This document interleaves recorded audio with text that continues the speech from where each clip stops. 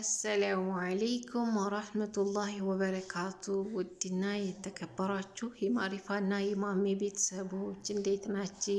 በያላችሁበት አላህ ይጠብቃችሁ። ረመዳን እንዴት ነው? ስራውስ እንዴት ይዟችኋል? ውድ እህቶቼ አብሽሩ፣ አላህ ከእናንተ ጋር ይሁን፣ አላህ ይገዛችሁ እያልኩኝ ዛሬ በአዲስ ቪዲዮ ብቅ ብያለሁ። እንግዲህ ባለፈው ቃል በገባሁላችሁ መሰረት ማለት ምጥ እንዴት ነበር? የትስ ነው ያዘኝ? ከዛም ደግሞ በምስ ነው የወለድኩት በኦፕሬሽን ወይስ በምጥ የሚለውን እንደማወራችሁ ቃል ገብቼላችሁ ነበር እና ያው ትንሽ ቪዲዮ ከሰራን ሰንበት ብለናል። ኢንሻአላህ ዛሬ እንግዲህ በዛሬው ቪዲዮ አወራችኋለሁ ማለት ነው። እስከ መጨረሻው ተከታተሉኝ። እሺ ጋይዝ፣ በጣም የሚገርምና የማይረሳ አጋጣሚ ነበር ምጤ የመጣ ቀን። የሚገርማችሁ ነገር መንገድ ሄጄ ነው ምጤ የመጣው ማለት ነው። እና ባለፈው የጠራናቸው የእህቴ ልጆች ነበሩና ሁለት ሙሽሮች ነበሩና ከአንዲቷ በኔ አካባቢ በዛው ቅርብ በኔው አካባቢ ቅርብ ነበረች። ከዛ ምላሽ ተጠርተን ግድ ካልሄድኩ አልኩኝ ማለት ነው። እንግዲህ እኔ ዘጠነኛ ጨርሻለሁ። ቀኔ ደርሷል። የመውለጃ ጊዜ ደርሷል። ቀን እየጠበቅኩ ነበር። የሚገርማችሁ ነገር ሌትም ቀንም አንዳንድ ቀን ባለቤቴን ከስራ እያስቀረሁት፣ ምክንያቱም ብቻዬን ስለሆንኩኝ ድንገት የመጣ እንኳን ምጤ የመጣ እንኳን እያልኩኝ ማለት ነው። አላህ ሲፈርድብኝ የዛን ቀን ሱብሃንአላህ ግድ ካልሄድኩ ብዬ አሻፈረኝ አልኩኝ ማለት ነው። ማንንም ሳልሰማ የማንም ቁጣ ሳይመልሰኝ በቃ ተነስቼ ሄድኩኝ ማለት ነው። ከዛ የሚገርማችሁ ነገር የዛን ቀን በጣም ነው የቀለለኝ ማለት ነው። ጭራሽ እንደው ነፍሰ ጡር ራሱ አልመስልም። የዛለታ በጣም ነው የቀለለኝ። በጣም ስራ ተሰራ ነበር የዋልኩት ባለቤቴ ጋር ብዙ ልብስ ነው ያጠብነው። በቃ ብዙ ስራ ተሰራ ዋልኩኝ። ከዛ ተነስቼ ሰው ለባብሶ ሲሄዱ ቤተሰቦቼ ተነስቼ እነሱ ጋር ሄድኩኝ ማለት ነው። እንግዲህ የሄድኩ እያለው ሰው ቤት ልንገባ አካባቢ እንደ ትንሽ እንደቀረን ሽንቴ መጣ። ሽንቴ ማለት ሽንቴ ልሸና ቁጭ ስል ሽንቷ ፈሰሰ ማለት ነው። እንግዲህ የምጥ ምልክት ነው። ከዛ አልሐምዱሊላህ አላህ ደግሞ ሲሰትረኝ ሰው ቤት ሳልገባ እንደ ውጭ ላይ ልንገባ እኮ ትንሽ ግቢ ላይ ቁመናል። ያው ወደ ቤት አልገባንም እንጂ ውጭ ላይ ነን። ከዛ በቃ በሄድንበት ባጃጅ እኔና ባለቤቴ ተመልሰን ወደ ሆስፒታል ሄድን ማለት ነው። እንግዲህ ባለቤቴም ሳይበላ ተመልሰን ሆስፒታል ሄድን። ከዛ በጣም ደነገጥን። በጣም ደንግጠናል። በጣም ፈርተናል። ያው ማለት ከመውለዴ ከሳምንት በፊት ሆስፒታል ሄደን ነበርና በጣም አካብዶ ነበር። በጣም አጨናንቆኝ ነበረ። ቀንሽ አልፏል ምናምን በቃ ብዙ ነገር ብለውን በኦፕሬሽን መውለድ ያለብሽ ማለት በዚህ በሁለት ቀን ውስጥ ወስኝና ኦፕሬሽን እናድርግሽ፣ ልጅሽንም የምትፈልጊው ከሆነ ህይወትሽን የምትፈልጊው ከሆነ ምናምን ብለው በጣም አስፈርተውኝ ነበርና ከዛ ምጤ ሲመጣ እንደገና ደግሞ ተይ የተባልኩኝ አትሂጂ ተይ የተባልኩኝ ያን ምላሽ ሄድኩኝ።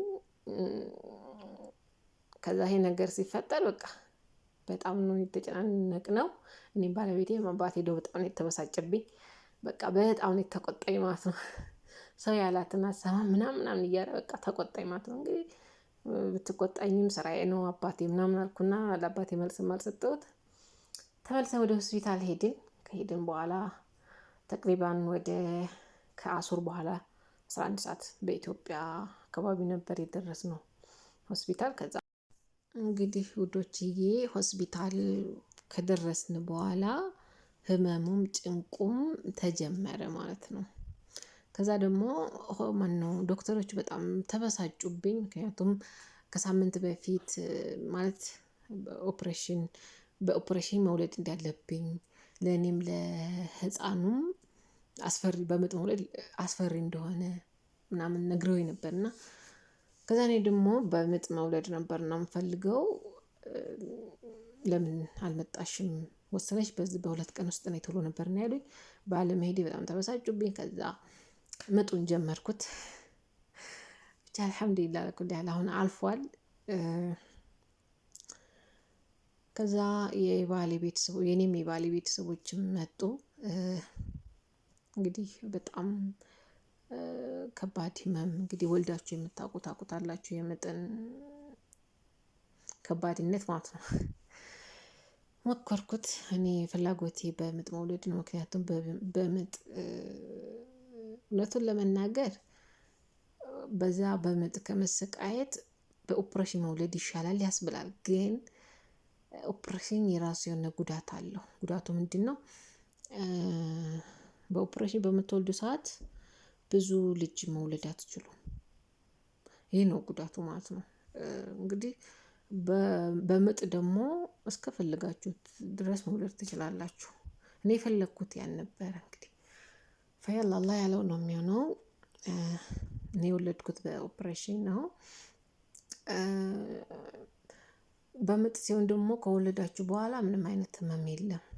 በኦፕሬሽን ከሆነ ደግሞ እስከምታገግሙ ድረስ ያኔ የተወሰነ ትንሽ ያማል ማለት ነው። ህመም አለ። ፈያላ በዚህ መልኩ ተቅሪባን ለ7 ሰዓታት ሞከርኩኝ በምጥ ለመውለድ። ግን ምንም ወደ ታች አይጫነኝም ማለት ነው። ምንም የለም። ዝም ብሎ ህመም ነው የሚሰማኝ። በቃ እንደገና ደግሞ ዶክተሮቹም ስላስፈሩኝ በጣም ስላጨናነቁኝ በቃ በጣም ተጨናነኩ በዚህ ህመም አለ። በቃ ላብድ ደረስኩ ማለት ነው። ስለዚህ ደግሞ ከራሴም በላይ ደግሞ ለህፃኑ ፈራሁኝ። ማለት 9 ወር ሙሉ ለፍቼ ቢታፈንብኝስ ቢሞትብኝስ ብዬ ደግሞ እንትን አልኩኝ ማለት ነው። ተጨናነኩኝ። ከዛ ከሌሊቱ 7 ሰዓት ላይ ዶክተሮቹ ከተኙበት ቀስቅሰናቸው ኦፕሬሽን መስራት እንደምፈልግ ነግሬያቸው ከዛ እኔንም የኔንም የባለቤቴንም ቤተሰቦች አስፈርመው ኦፕሬሽን ተሰርቼ ልጄን በሰላም ተገላገልኩ እላቸዋለሁ። ከዛ ለ3 ቀናት ሆስፒታል ከተኛሁ በኋላ ወደ ቤቴ ተመለስኩ። አልሐምዱሊላህ አላ ኩሊ ሐል። እና ምንድነው ውዶችዬ እንግዲህ ከዚህ ቪዲዮ የምትማሩት ነገር ማለት የመውለጃ ጊዜያችሁ ወይም ደግሞ 9ኛችሁ ከገባ አርፋችሁ ቤታችሁ ቁጭ ማለት እንዳለባችሁ ወደ ወዲህ መሄድ የለባችሁም። እና አልሐምዱሊላህ አላኩል ያህል እንግዲህ ተቅሪባን ዛሬ ወደ 20 ቀን እየሆነኝ ነው። ዛሬ በዚህ መልኩ ለቤተሰቦቼ ምንድነው ፈጢራ ምናምን ቦምቦሊኖ ወይም ቆቀር ሰርቼ አስፈጠርኳቸው እላችኋለሁ።